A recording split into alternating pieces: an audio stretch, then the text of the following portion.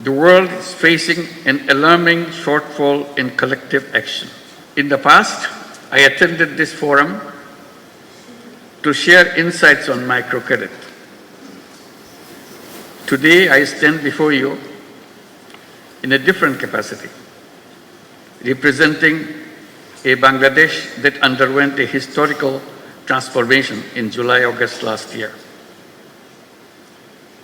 The world witnessed a people united against oppression and corruption.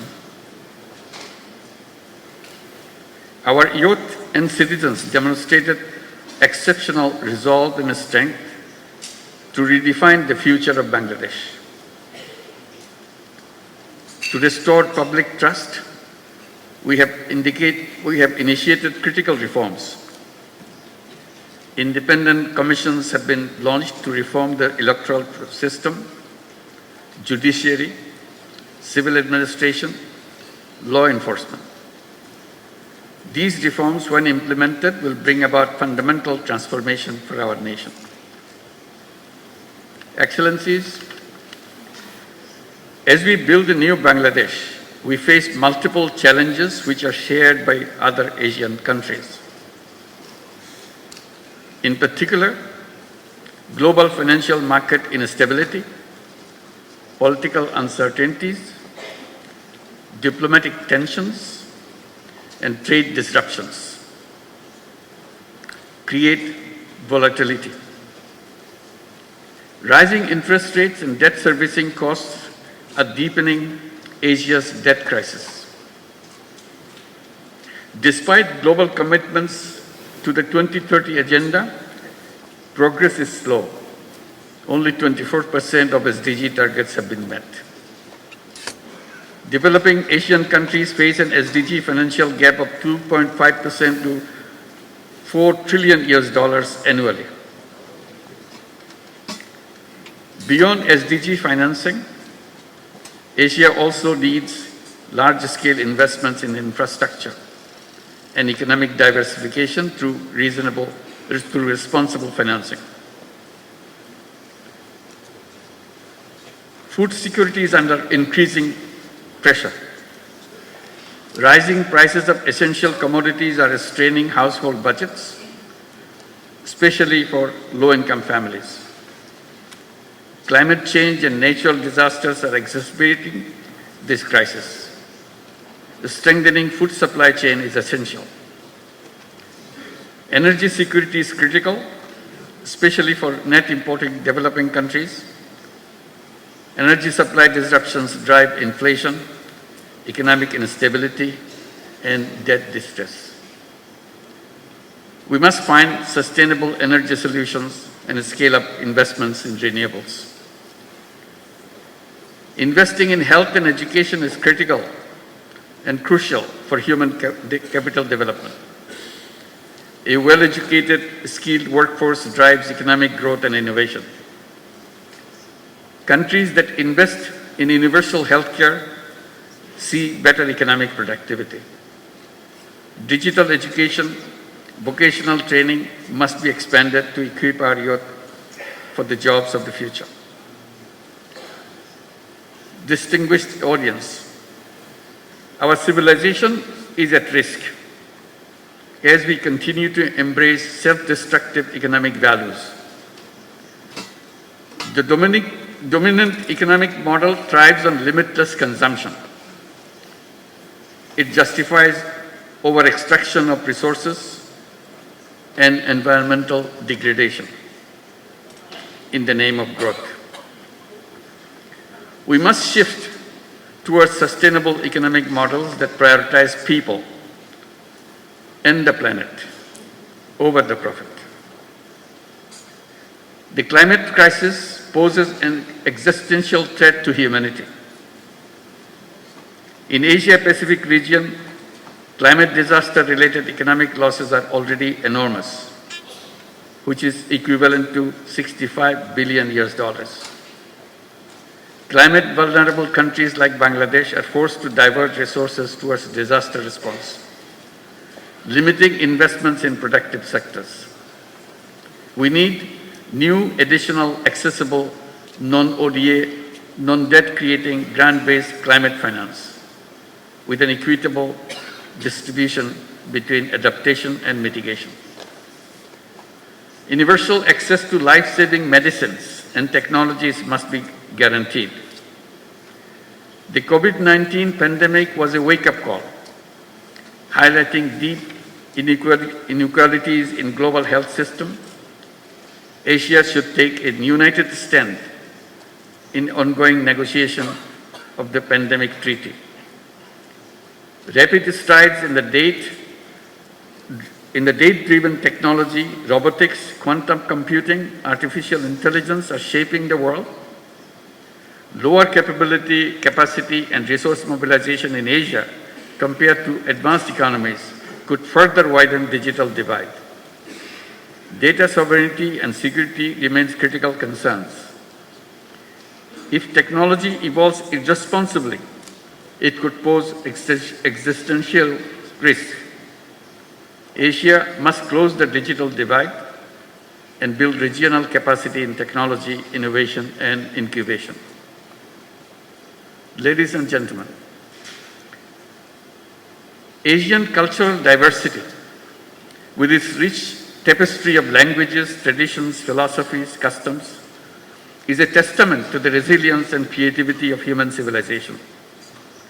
The philosophies of Islam, Confucianism, Buddhism, Hinduism, among others, have shaped the global thought, offering unique perspectives on morality, governance, and human spirit. Asia's civilizations have flourished by embracing diversity. Over the centuries, the vibrant exchanges of cultural diversity has not only impacted on the region, but global influence. The melding of tradition and modernity, the respect for ancestral wisdom alongside cutting-edge innovation creates a dynamic energy that propels the region forward while honoring the deep historical roots.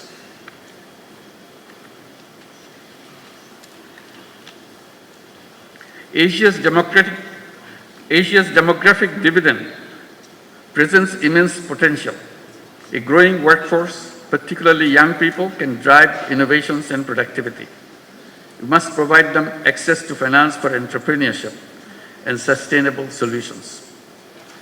Investing in human capital and in education system aligned with the evolving global job market will shape Asia's future competitiveness. Women's labor force participation in Asia remains low. Gender gaps persist in leadership and decision making. We must remove barriers to women economic empowerment and ensure equal access to opportunities. In today's polycrisis world, wars and conflicts erode rights and disrupt economics. The genocide in Gaza continues despite global condemnation. The crisis in Palestine is not just an Arab or a Muslim concern, it is a humanitarian issue. The continued tension in Ukraine is heavily tolling on our global supply chain. The protracted crisis in Myanmar threatens regional stability. For more than 7 years, Bangladesh has been hosting over 1.2 million forcibly displaced Rohingyas who are Myanmar nationals. We continue to bear significant social, economic, and environmental costs. The UN Secretary General recently visited the camps in solidarity. While global efforts are drastically shrinking but continuing, Asian leaders must come together to ensure their safe and dignified repatriation to their home country, Myanmar. Distinguished audience, in this changing world, the destinies of Asian countries are intertwined. We must chart a clear roadmap for a shared future and a shared prosperity.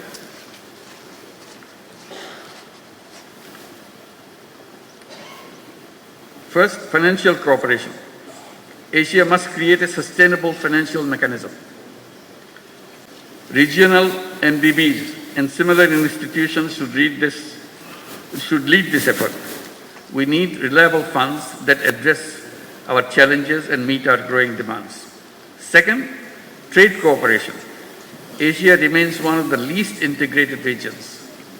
This weak integration stifles investment and trade.